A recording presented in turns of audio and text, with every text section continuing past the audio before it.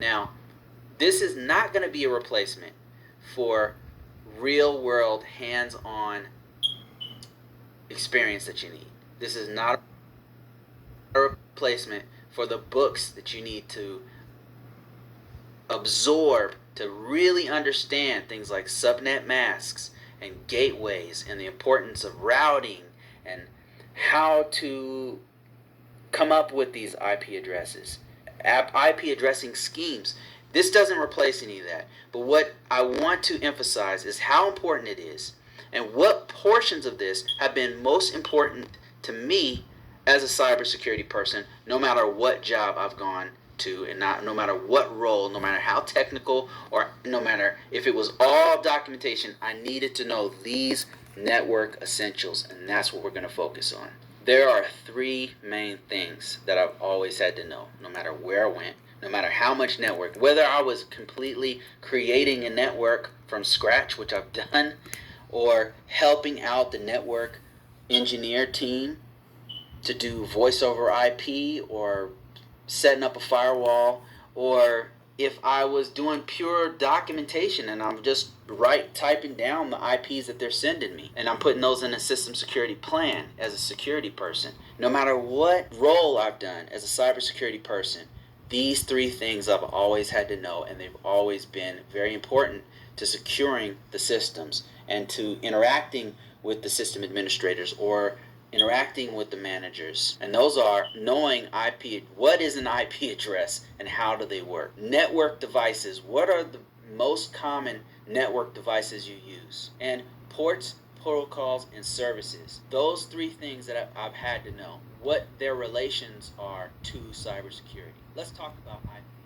But right now, the main standard as of this recording is IPv4. So those are the examples I'm going to give you. So IPv4 is a 32-bit address, which limits the number of hosts to about 4 million. Is that a billion or a million? Because 100,000, 4 billion. Okay, my bad, 4 billion. IPv4 is a 32-bit address, and that allows us to have over 4 billion addresses, just over 4 billion.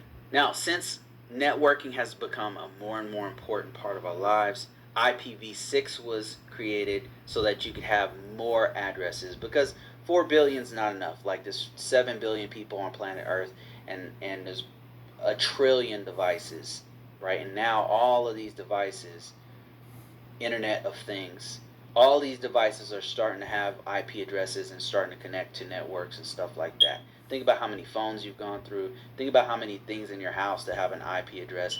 Think about cars having IP addresses. That's why you have an IPv6, so that you can have stuff like an Internet of Things, where there's this huge interconnected cloud of devices that are connecting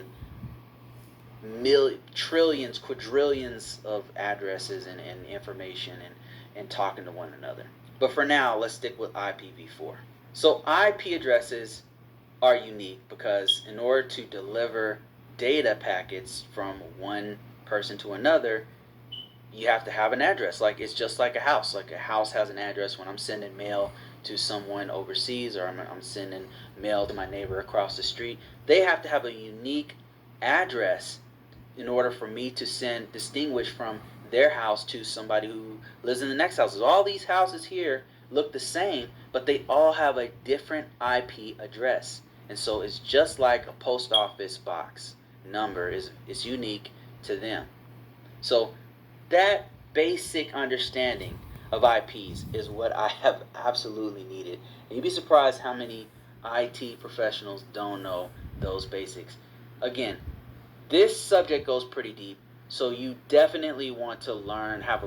If you don't know anything, read a book about it. If you don't know anything, watch more videos so that you can go deeper and understand more about IP addressing, because this just scratches the surface, and I want to keep this relevant to cybersecurity and an entry-level person getting into cybersecurity and what you absolutely need to know about networking essentials. So let's keep going.